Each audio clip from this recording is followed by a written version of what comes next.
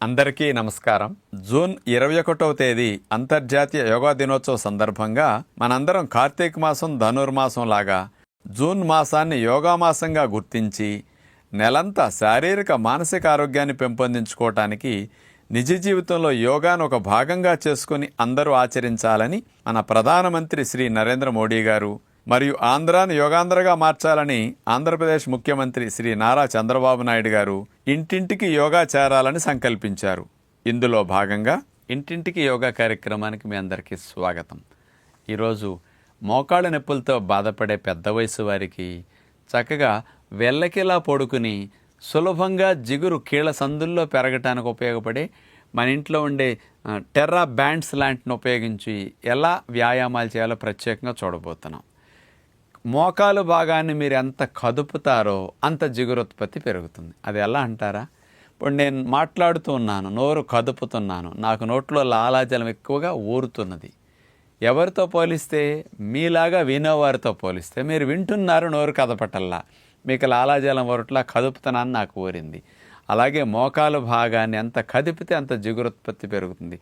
జిగురుత్పత్తిని పెంచడానికి వ్యాయామానికి మించిన మందు మరొకటి లేదు. అలాంటి వ్యాయామాలు చేసే వాటిలో కూడా మోకాళ్ళ మీద బరువు పడకుండా, మోకాళ్ళ నొప్పి పెరగకుండా జిగురుత్పత్తి అవ్వాలంటే పడుకుని చేసే వ్యాయామాలు అద్భుతంగా ఉపయోగపడతాయి. మరి అలాంటి పెద్ద వయసు వారికి కాస్త మంచం మీద పడుకుని, బల్ల మీద పడుకుని కూడా సులభంగా చేయగలిగే వ్యాయామాలు కూడా మనం చూపించే టెర్రా బ్యాండ్స్ లాంటివి కొన్ని కొనుక్కోగలిగితే ఆన్లైన్లో దొరుకుతాయి. వాటి సహాయంతో చాలా మోకాల్ని బలోపేతం చేసుకోవడానికి ఉపయోగపడతాయి. ఆ వ్యాయామాలు ఇప్పుడు చూడండి. ముందుగా వెల్లకిలా పడుకుని రబ్బర్ బ్యాండ్స్ అందరిళ్లలో ఇట్లా ఉంటే నొప్పులున్న వారికి చాలా బాగా ఉపయోగపడతాయి. ముందుగా కుడి కాలికి పాదానికి అట్లా వేసేసుకుంటాం. ఒక చివర మోకాల దగ్గర నుంచి స్ట్రైట్గా పాదాన్ని చాపేయాలి, మళ్ళా ముడవాలి. కానీ ముడిచిన దగ్గర నుంచి చాపేటప్పుడు బ్యాండ్ని మనం కాలు తన్నే కొద్దీ సాగుతూ ఉంటుంది కాబట్టి అది మోకాల భాగం బాగా స్ట్రెచ్ అవుతుంది అన్నమాట. బ్యాండ్ యొక్క రెండు చివర్లు చేతులతో పట్టుకుని అట్లా మనం గట్టిగా లాగుతాం, కదలకుండా. రబ్బర్ సాగటానికి మనం పాదం స్ట్రెంగ్త్ పెట్టి అట్లా సాగతీయాలి.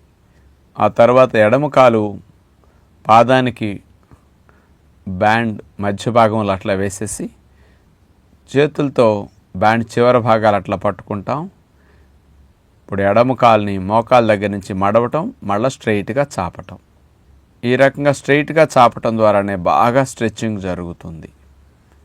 ఇట్లా 10-15 సార్లు చేయొచ్చు. నిదానంగా రోజు కొన్నిసార్లు పెంచుకుంటూ కూడా వెళ్ళొచ్చు. ఈ రకంగా చేసిన తర్వాత మరొక రకంగా వెల్లకిలా పడుకుంటాం. కుడి పాదానికి బ్యాండ్ వేసేసి స్ట్రైట్గా 90 డిగ్రీస్ తీసుకొస్తాం. లేపట్ల బ్యాండ్ పట్టుకుని చేతులతో అట్లా లాగుతాం. కానీ మోకాల భాగం ఇటు వంగదు కదా, కిందకు వంగుతుంది కానీ వెనక్కి వంగదు కదా. అందుకని లాగటం ద్వారా స్ట్రెచ్చింగ్ పైకి లేపిన 90 డిగ్రీస్లో బాగా స్ట్రెచ్ అవుతుంది. మళ్ళీ బ్యాండ్ పట్టుకునే పైనుంచి కిందకి దింపుతాం, మళ్ళీ 90 డిగ్రీస్కి లాక్కుంటాం. అట్లా పాదాన్ని నేల దగ్గర నుంచి 90 డిగ్రీస్ వరకు కాలుని అట్లా స్ట్రైట్గా లేపాలి.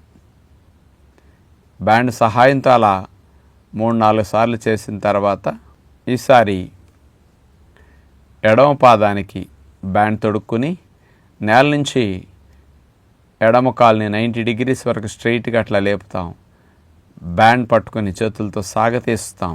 ఆ రకంగా స్ట్రెచ్చింగ్ బాగా జరగాలి.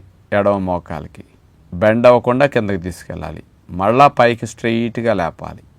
అలా స్ట్రెచ్ చేసిన తర్వాత మళ్ళా బెండ్ అవ్వకుండా కిందకి దింపాలి. ఇట్లా ఒక 5-6 సార్లు ఎడమ కాలుకి, 5-6 సార్లు కుడి కాలుకి చేస్తే ఈ రకమైన స్ట్రెచ్చింగ్ బాగుంటుంది. మూడవ వ్యాయామం, కాలు గుత్తి భాగానికి ఇసుక మూటలు అట్లా కట్టుకోవచ్చు. కొంత బరువు కట్టాలి గుత్తి భాగం పైన.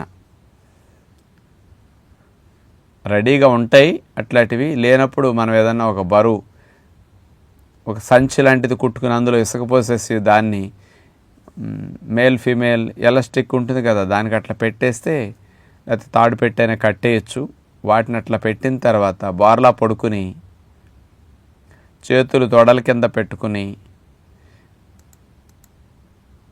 ముందుగా ఎడమ కాల్ని